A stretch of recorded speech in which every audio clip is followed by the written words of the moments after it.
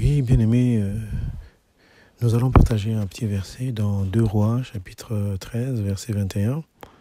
Il dit ceci: « Et comme on enterrait un homme, voici on aperçut une de ses troupes, et l'on jeta l'homme dans le sépulcre d'Élisée. L'homme alla toucher les os d'Élisée, et reprit vie, et se leva sur ses pieds. » Bien-aimé, vous devez comprendre que à l'époque, on portait un homme pour aller l'enterrer dans un cimetière.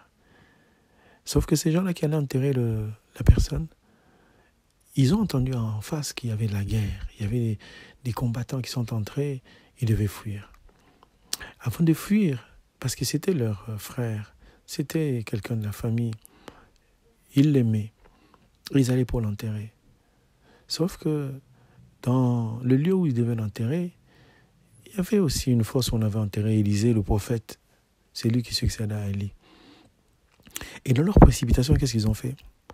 Ils ont jeté cet homme-là dans la tombe d'Élisée et le cadavre a roulé jusqu'à toucher les ossements d'Élisée.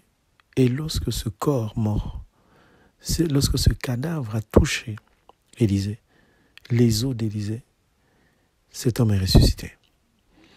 Je voulais vous dire que quelque part, les hommes sur la terre, entre guillemets les amis, la famille, ils peuvent aussi t'amener et t'enterrer.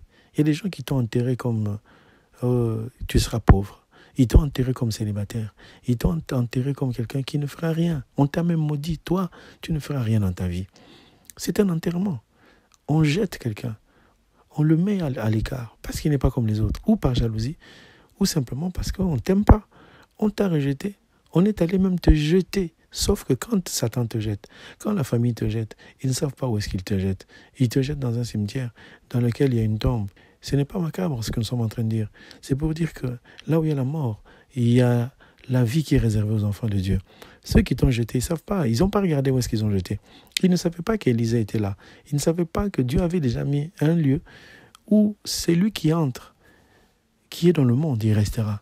Mais celui qui est enfant de Dieu doit sortir. C'est pour ça que je suis en train de t'encourager pour te dire que les sorciers peuvent faire un plan, ils peuvent te maudire, ils peuvent t'envoûter, ils peuvent te bloquer, ils peuvent même mettre des liens, des chaînes sur toi en disant celui-là, il est enterré dans les cimetières des pauvres, il est enterré dans les cimetières des célibataires, il est enterré dans les cimetières des gens qui ne progresseront jamais. Sauf que dans le lieu où il y a la mort, quelque part Dieu a mis un lieu de vie. Mais celui-là est réservé exclusivement aux enfants de Dieu. Quand tu craindras Dieu, quand tu marcheras dans la volonté de Dieu, quand tu feras de Dieu tes délices, tu dois savoir que les os d'un prophète, c'est l'écriture, c'est l'évangile. Quand les gens vont te jeter, quand tu vas tomber, quand tu seras humilié devant tout le monde, sache que dans ton humiliation, il y a la parole. Et cette parole-là, c'est ça les os du prophète, qui lorsque tu vas toucher le fond, lorsque tu vas aller au fond de la terre, lorsque les gens verront vraiment que tu es célibataire, lorsque les gens vont confirmer que tu es quelqu'un d'échec en échec, lorsque les gens vont voir que mais toi, ta vie là, elle est hyper compliquée, instabilité, plus, manque de ceci, pas de femme, pas d'enfant, pas de travail, pas de mariage, rien du tout, même pas une chaise pour s'asseoir. Ça, c'est tomber plus bas. Mais lorsqu'on tombe plus bas et qu'on a gardé l'évangile, les os d'Élisée sont là, comme la parole qui relève, la parole qui ressuscite, la parole qui rend vie là où il ne fait pas la vie. Bien aimé, aujourd'hui, tu peux traverser des difficultés. Tu penses que c'est ça ta vie qui sera la vie du demain. Non, il faut croire que ceux qui ont jeté n'ont pas eu le réflexe de se retourner pour savoir qu'est-ce qu'il en est. Alors j'aimerais dire à quelqu'un, lorsqu'ils sont allés te jeter dans le cimetière, ils se sont mis à s'enfuir, ils sont partis, ils t'ont abandonné. Sauf que le mort, quand il est réveillé, il a commencé à poursuivre, à courir derrière les gens qui étaient en train de s'éloigner. Et imaginez-vous quelqu'un qui t'avait enfermé dans le cimetière, qui t'avait jeté pour que tu meurs. Maintenant, il te voit vivre. C'est ça qu'on est en train de dire. Donc là où les hommes, les esprits de ce monde, des ténèbres, qui sont en train de déclarer que pour lui, c'est fini, c'est là qu'ils vont te voir ressusciter et même les dépasser. Ils t'ont accompagné pour t'enterrer dans les cimetières, mais ils se retournent, ils voient que tu viens non seulement derrière eux, tu les dépasses et tu vas beaucoup plus en avant qu'eux. Vous n'avez jamais regardé, vous n'avez jamais constaté qu'un enfant de Dieu qui a connu beaucoup d'échecs et la honte devant tout le monde, mais le jour de son mariage, le jour de son élévation, Tout le monde vient, même les gens du village, ils viennent pour vérifier. Ils viennent pour voir est-ce que c'est vraiment vrai. Est-ce que cet homme-là, vraiment, c'est lui qui a donné naissance à des jumeaux. C'est lui qui a donné naissance à des triplets. C'est lui qui a vraiment de l'argent qui roule maintenant dans des conditions extraordinaires. Oui. Que le monde t'enterre aujourd'hui, laisse-les t'enterrer. Que le monde aujourd'hui mette un point final à ta vie en disant, toi, tu ne t'en sortiras pas. Laisse-les parler, c'est leur travail.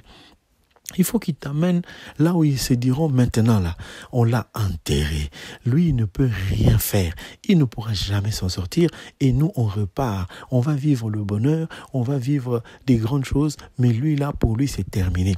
Bien-aimé, personne ne peut mettre un point final à ta vie. Personne ne peut déclarer qu'aujourd'hui que c'est terminé pour toi. Personne ne peut le dire. Pendant que les gens sont en train de dire cela, Dieu est en train de préparer le moyen de sortir de là, et non seulement de sortir. Parce que si tu sors, tu n'apportes rien. Ce n'est pas une grâce qui vient de la part du Seigneur. Lorsque les gens sont enterrés, il faut que tu sortes de la pauvreté, tu sortes de la tombe, de la mort dans laquelle il t'avait mis, et que non seulement que tu vives comme un commun de mortels, mais que tu vives à l'excellence. On a l'assurance que celui qui était mort, il avait perdu femme et enfant, parce que la femme peut-être s'est remariée. Mais voilà que l'homme ressuscite. Lorsque la personne ressuscite, elle entre dans le village, elle entre dans la ville. La femme qui était là, qui avait déjà désespéré, les enfants qui étaient là, qui avaient déjà désespéré, ils retrouvent maintenant ce qu'ils avaient perdu. Oui, tu vas retrouver ce que tu avais perdu. Nous sommes beaucoup mis dans des dimensions de dire, oui, mais moi c'est fini, le médecin a déclaré ma mort, c'est un cancer incurable. Oui, le médecin aussi peut t'enterrer.